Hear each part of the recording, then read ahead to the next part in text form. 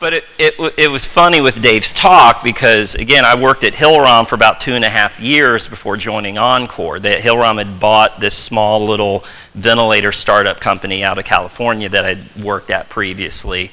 And so Hillrom bought them, and I was at Hillrom for 2.5 years. And my last year at Hillrom, on the respiratory health side, I was business development director for international. So we were trying to expand respiratory products internationally. So I did a lot of work with the international Hillrom respiratory teams. And to your point, Dave, there, European Union, France, Belgium, Germany, they love themselves some IPV. So I mean, it is definitely a really good therapy that works really well if you haven't had the chance to try it out or experience it. So, and it is one of those things where, we'd encounter folks that it's like once they tried it, we ran in a lot of facilities, especially internationally, where they were they were true believers, right? They definitely drank the Kool-Aid because they saw the positive benefits. So it's just kind of interesting that he had that talk before. So conflict of interest, obviously I am an employee of Encore, so we're going to talk a little bit towards the end about data and outcomes and how you kind of use that data to help identify some of these patients. So that's really the only conflict for today's session. Kind of 4 main objectives for today's talk. We're just high level, kind of take a high level overview of the prevalence and consequences of post-operative pulmonary complications in general. And then we're going to kind of pivot specifically towards bronchiectasis, and Dave even brought that up. The prevalence, we're seeing more and more how prevalent it is in COPD today. And then obviously we'll kind of then shift gears and start drilling in and focusing primarily on HFCWO and how that can be used, and where we see a lot of that use is on the home care side and helping to manage and treat these BE patients. Then we'll wrap up taking a look at some data, some outcomes, some of this data at Encore we've been able to collect on some of these patients and how that can be utilized. So again, while this is primarily kind of outpatient home care focused, just to touch on a couple slides about the fact that there's a need for airway clearance across the treatment continuum. Starting in the hospital, obviously readmissions is such a big focus, reducing readmissions. And at the end of the day, a lot of the things that can go into preventing a readmission can actually start during the stay in the hospital with these patients. And we know that pulmonary complications, they're common, they're serious, and they're really costly, or can be costly.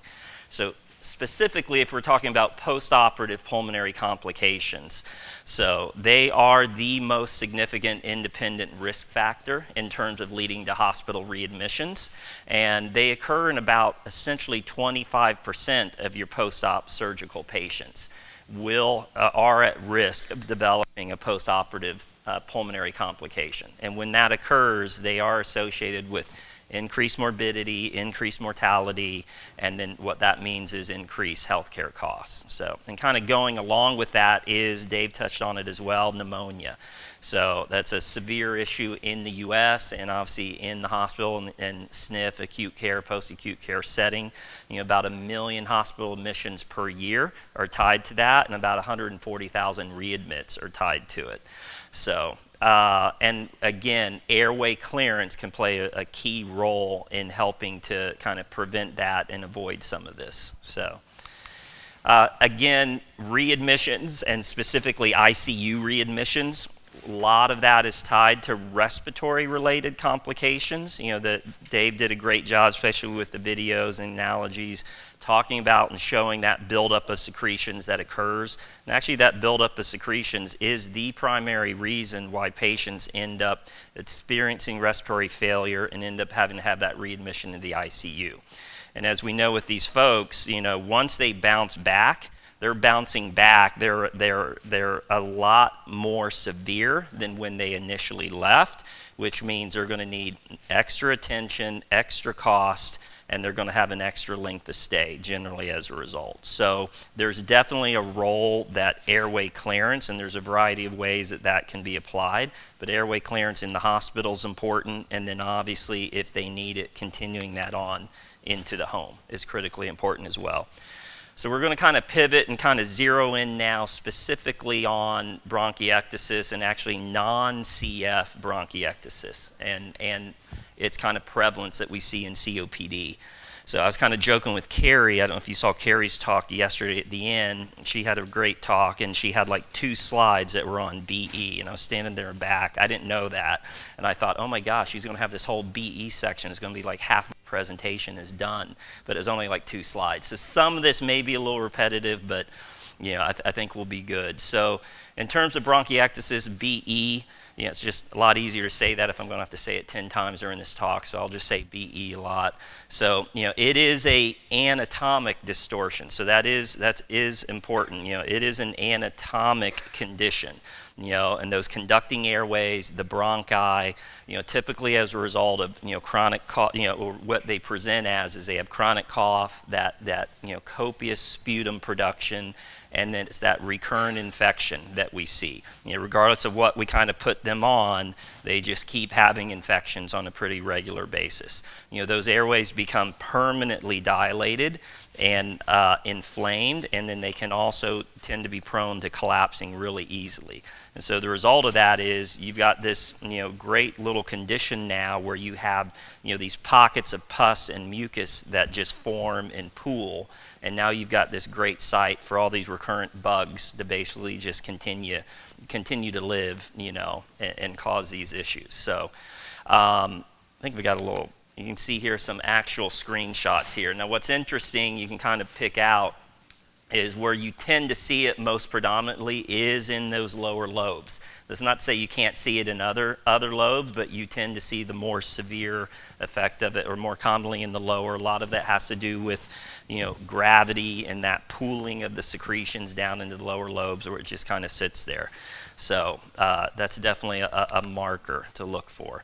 So the prevalence, there's some good data we'll dive into here on the next slide, but anywhere from 36 to 59% of your COPDers between moderate and severe COPD are believed to have underlying BE.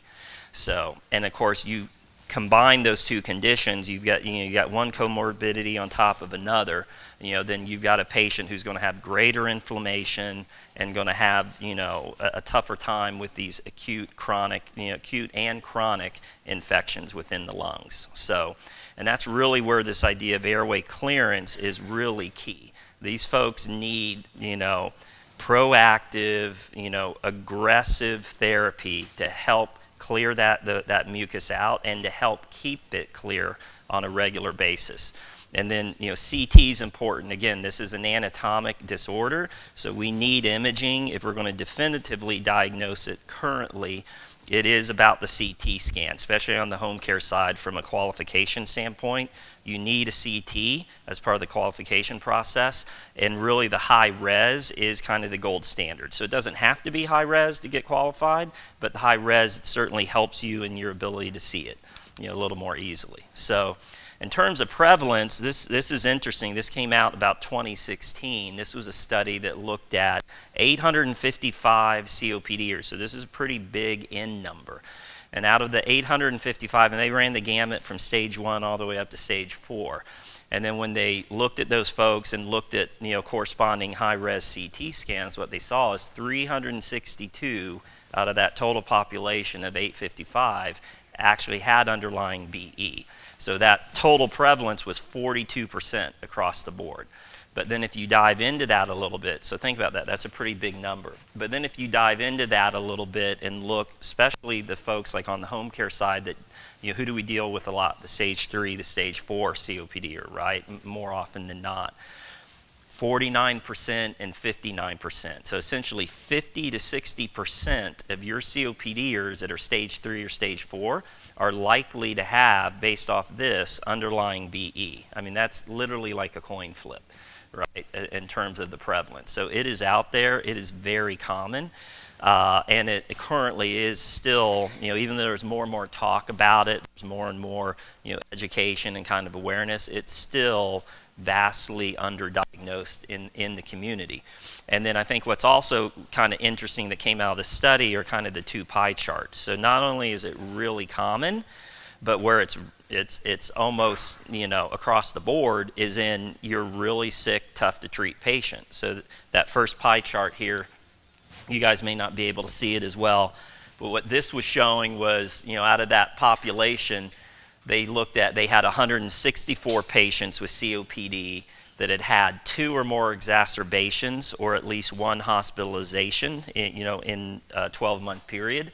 And when they looked at those folks, that out of 162 patients, 93% had BE. So the point is, not only is it prevalent, but you're tough to treat, you're chronically ill, chronically sick COPDer that's always in the doc's office, always in the urgent care or the ED or coming back in the hospital, at least based off this, 93% of those patients have that underlying BE that's probably not being treated. They're just being labeled COPD or chronic bronchitis or, something like that. And then in addition to that, not only are they the ones that frequently exacerbate, if you also have these patients that are being maximally medically managed, so the patient's on a long-acting maintenance med and a steroid, but they're still developing pneumonia. In that case, it was about 88% of those patients. So it's out there, it's common, and you're really sick, really ill COPDer, they probably have BE. I mean, it's, if you could take these odds to Vegas, every casino, you'd be on their list of not being able to be admitted if you could have these sorts of odds in your favor. So it's definitely very common. So, and again, kind of symptoms, how do they present? So obviously they're going to be a patient that has reduced lung function. They're going to have that wet cough that, no matter what you put them on or treatment, it just doesn't seem to go away. Regular, infections, regular needs for antibiotic. More likely than not, they're probably already going to be on supplemental O2 or be getting on to supplemental O2 and still having these issues.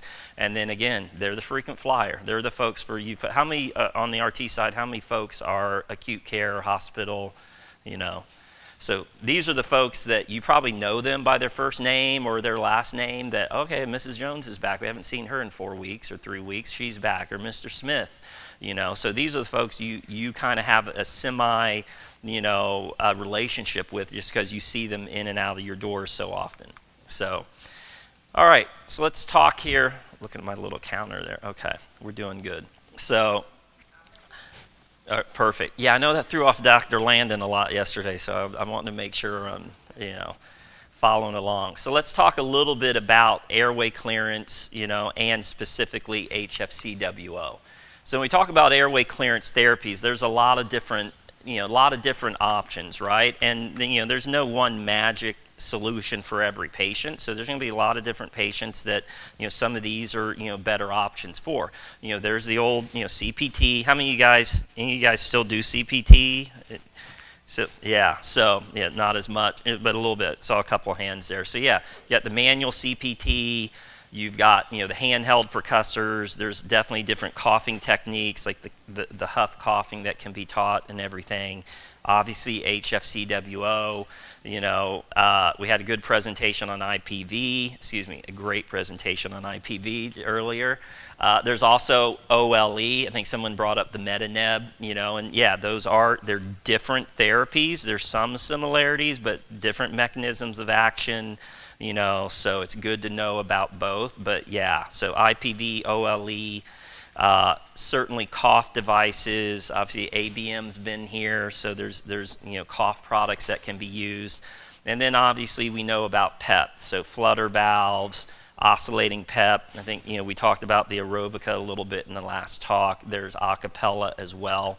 So there's a lot of different options for these folks. Obviously, we're going to really focus mainly on HFCWO, and that's what we see starting to use more and more in the home care setting, kind of long term on these patients.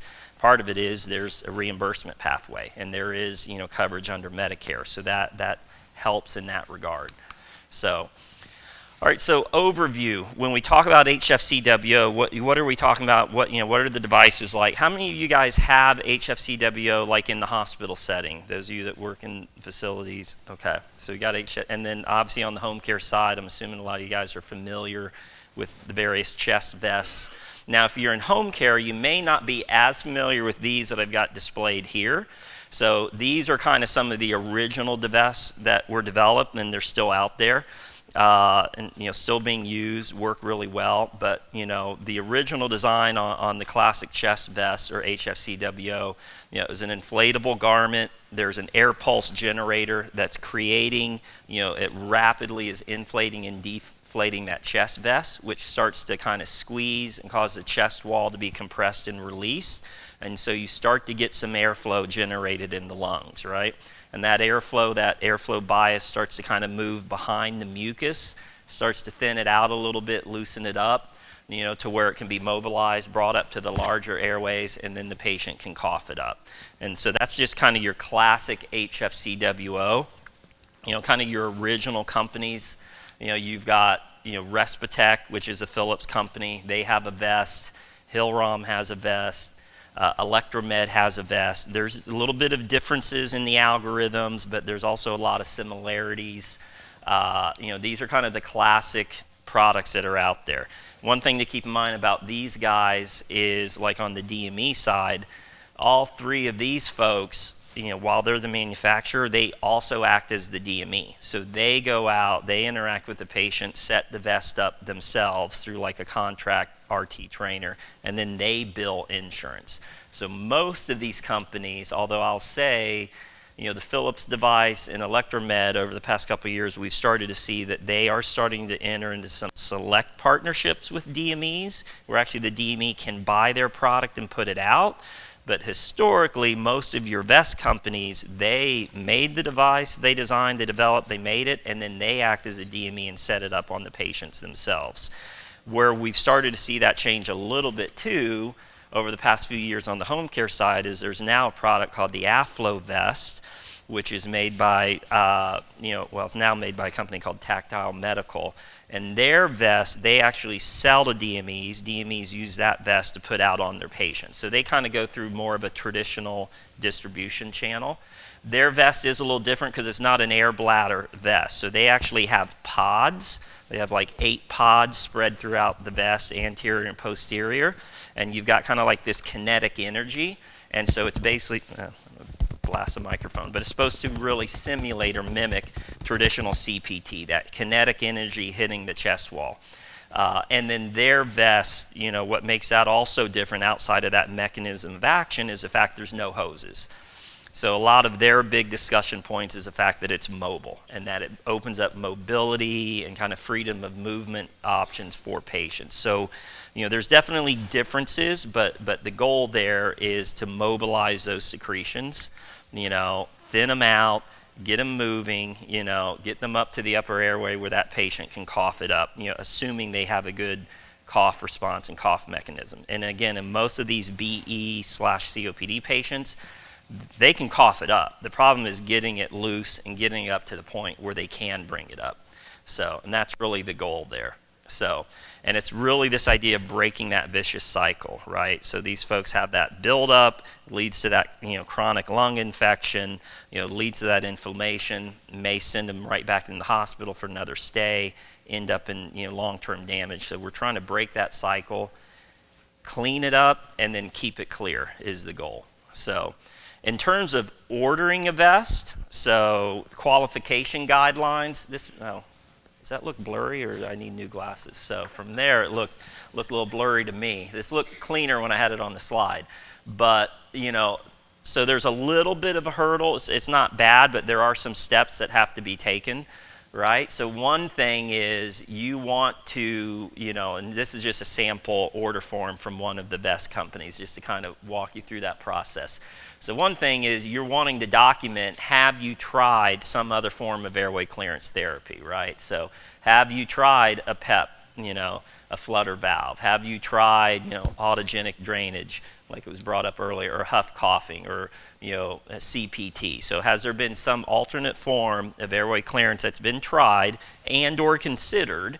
And then, why did that fail? So did it actually fail, or what's the contraindication that we can't use that on the patient? So you got to rule out some other form of airway clearance therapy first. And then specifically to BE, you've got to have one of these 2 boxes. I'm trying to move so you guys can see if you need to.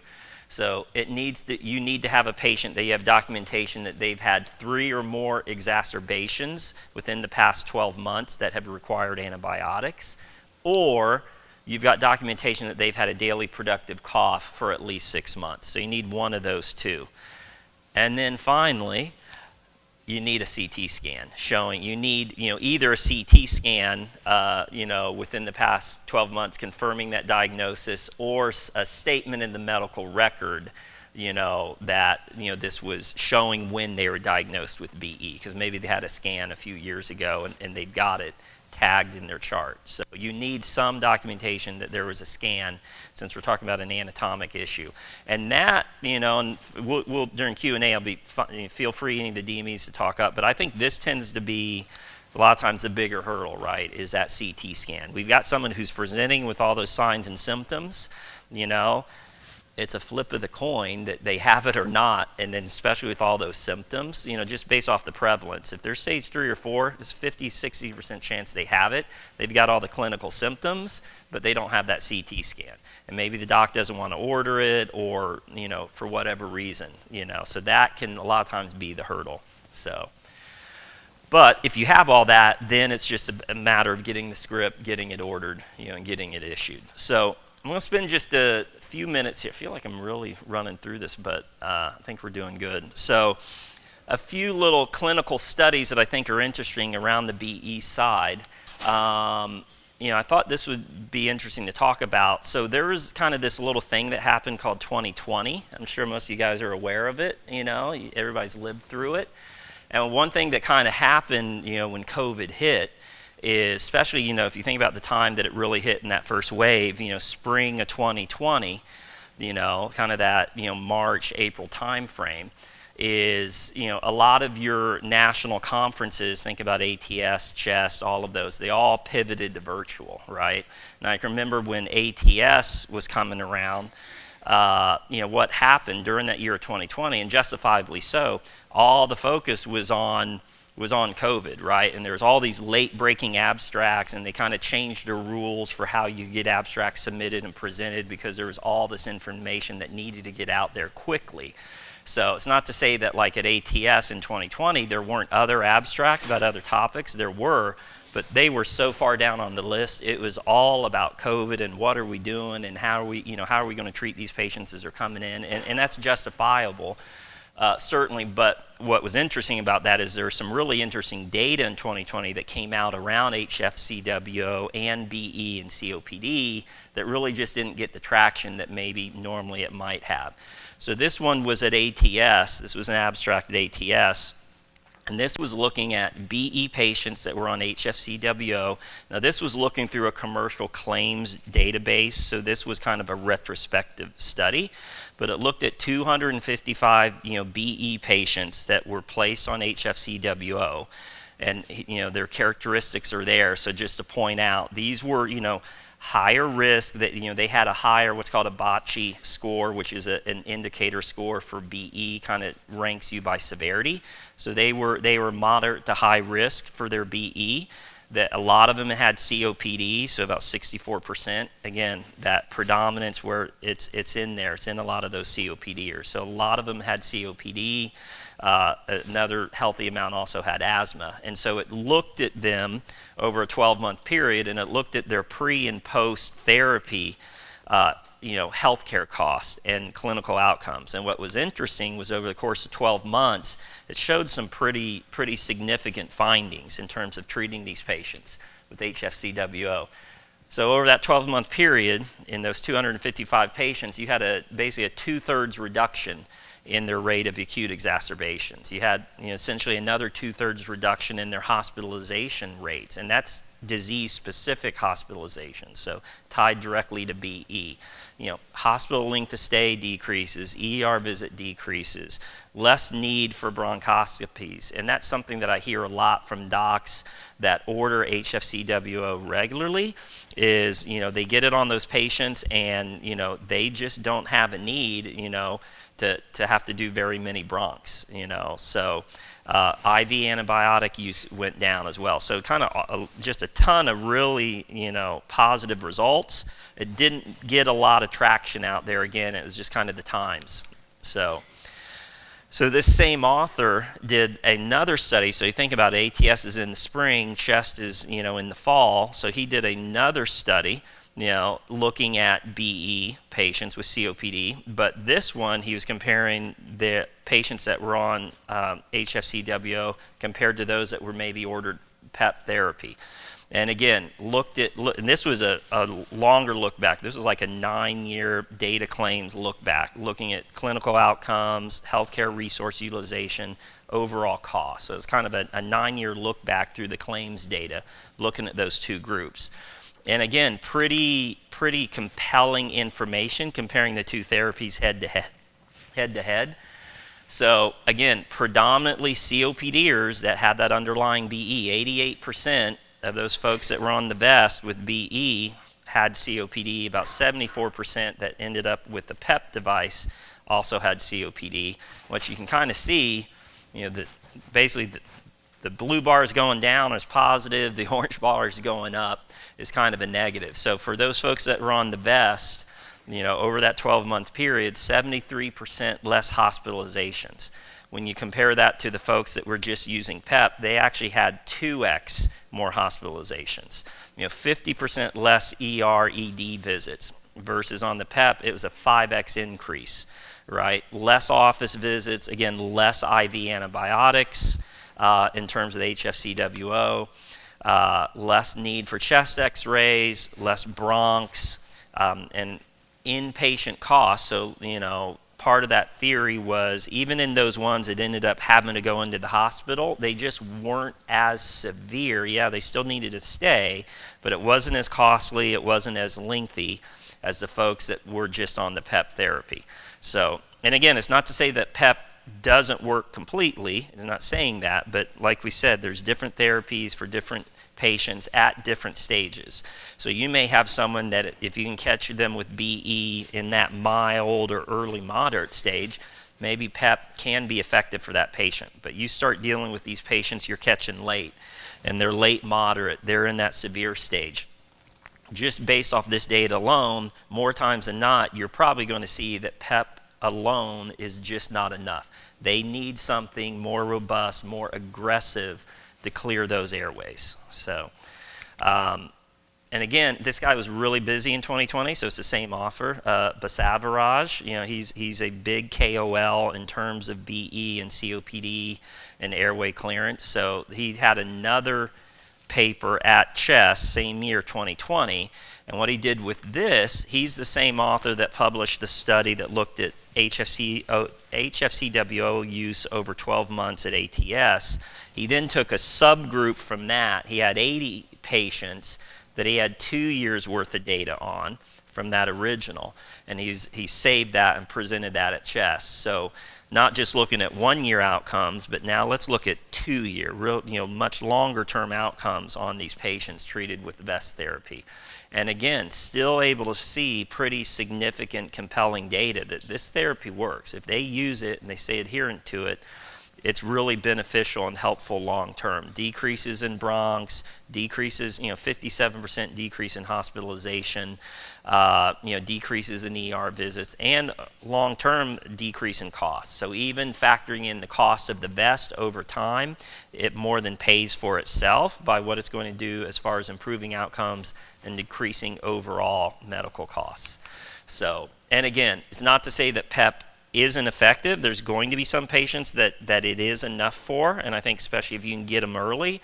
But the more severe, the more delayed before you catch them, and the more severe they are, you're probably likely going to see it's just not enough. It's not robust enough more often than not. So, all right, so let's kind of talk about data. So that's fun. Everybody's talking about data. We've had a lot of good talks, I think, this session and this conference about using data and technology. And so we have a chief strategy officer. He's got kind of a little phrase he likes to use, a little question when it comes to BE and COPD. He likes to pose. And so it's this idea of how do you find a giraffe in a group of gazelles? So that's kind of an open-ended question. I'll give you an answer on that here coming up. But if you're looking across the plains of Africa and the savanna, and you just see those sometimes during migration patterns, it's all you see is these dots of gazelles, as they migrate, and it's just this huge herd. How do you pick out the giraffe that's in the middle of that herd? So I'll give you that answer coming up here, but just kind of think on that for a minute. So let's talk, again, we've talked a lot about how common BE is in COPD. And we know what that typical COPDer's journey is like, right? It's that patient, they have those progressive symptoms that over time, they just worsen. They get worse and worse. That symptom severity leads to these periods of exacerbations that at some point drives them in and out of the hospital, usually multiple times. And unfortunately, it's kind of a slow, steady deterioration, right, until we get to end of life. So, one thing we've done at Encore is we say we know how these patients progress. So let's kind of map out that progression and also look at their treatment timeline. So one thing that we did at Encore, we did a data analysis. We worked with a large regional provider of NIV. This is a statewide provider out of Alabama that had 1,000 patients on NIV therapy, 1,000 COPDers on NIV therapy. So we did a data analysis we looked at those patients and we kind of followed them backwards. And we said, okay, from the time they were set up on NIV, let's follow them back through their medical history and take a look at, what were things like when they first started on oxygen, and what did that timeline look like. And what we found over the course of that about 1,000 patients is when we're talking about NIV and vest therapy, I should say, what we found is specific to NIV, it was about an 18-month time lag. So from the time they started on oxygen to the time they deteriorated to where they eventually needed to be on NIV was about 18 months. We're doing kind of the same analysis now around HFCWO, patients that are on HFCWO with BE and COPD, and when they started on oxygen, how long was that time lag? It's early, but we are seeing that it seems to be a longer time lag even than NIV. It's looking like it may be closer to maybe 24 months from the time they start on oxygen to when they eventually get onto vest, but we won't have that finalized data for a little bit. But it definitely seems to be trending that it's an even longer lag than NIV. And if you think about patients on the home care side, especially your oxygen patients, and it's just the nature of how it works from a reimbursement standpoint.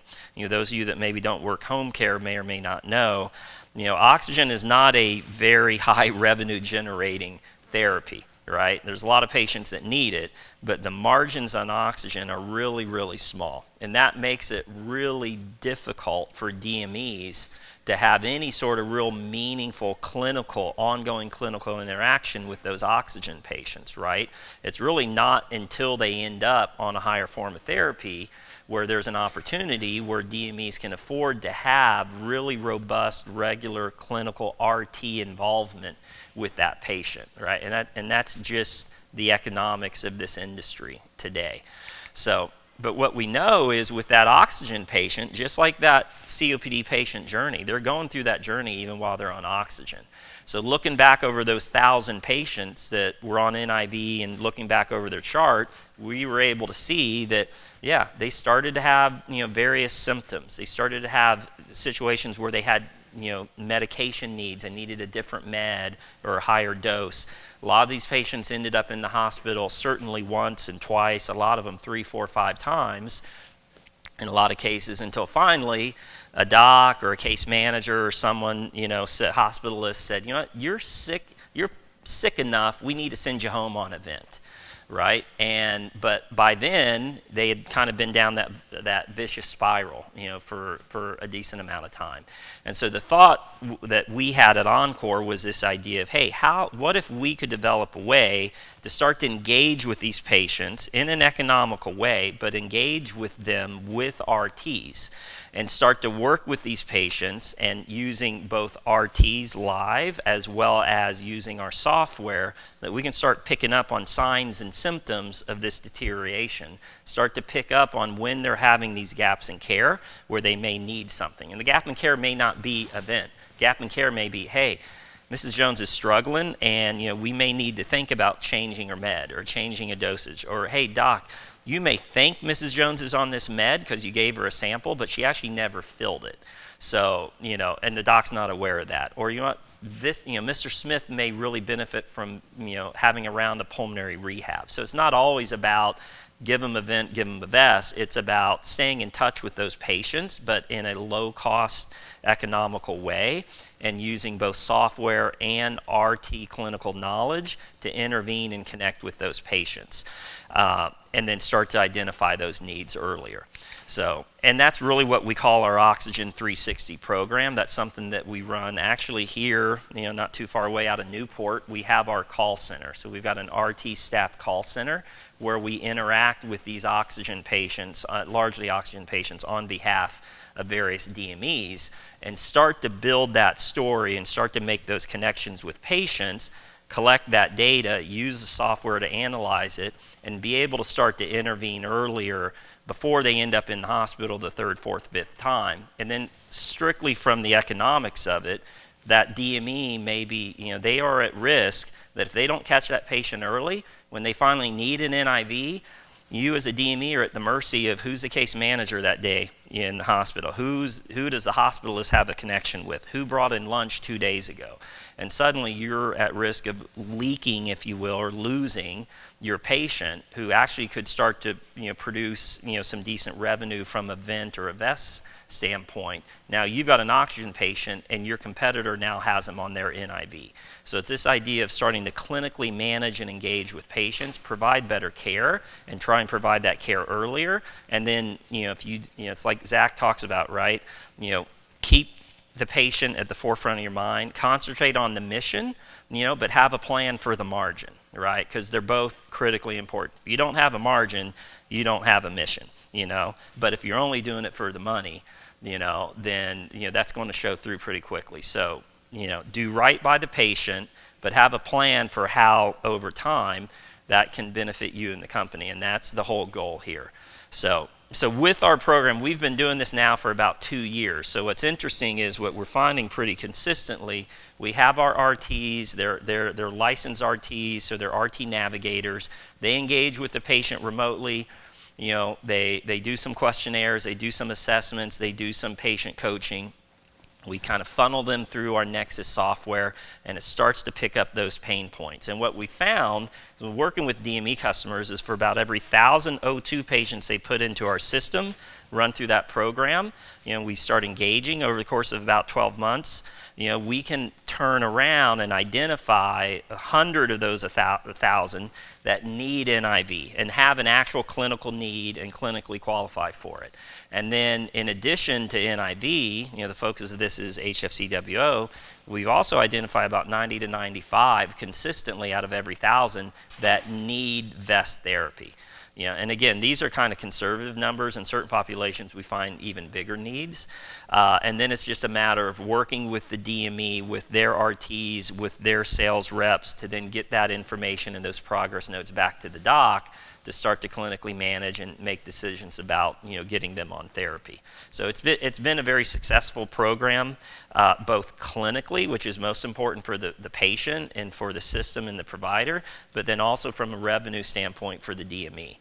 So really what we want to talk about here is then how do we use some of that data we collect to really start to identify those gaps in care. So it's this idea of trying to find combinations, intelligent combinations of data that can kind of start to uncover these hidden relationships, right? So I'm going to kind of walk you through some of this, So this first one here, what we can see is, based off the data we collect, Nexus analyzes it. So what we see here is, this is a large population here. So we've got close to 20,000 patients now that we actively manage, the majority of them COPD patients that are on oxygen.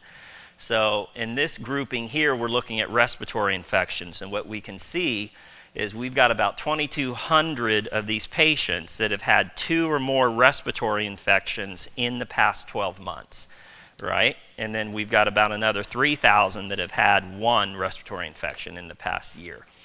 And then the other thing, one of the other things we do is, I think you've heard some talk earlier, it might have been Dr. Landon's talk, definitely was Carrie's talk as well, talking about the CAT scores, right? The COPD assessment test. That's a really important clinical metric for us. What we do that's a little different is, yes, the total number of the CAT is important for overall severity of COPD, but what we think really is really important is looking at the score of the individual numbers. So, there's 8 questions on CAT, and each question is tied to a specific symptom or a specific area of their life. So if you analyze those individual answers to those individual questions, it can start to narrow where this COPDer is really struggling.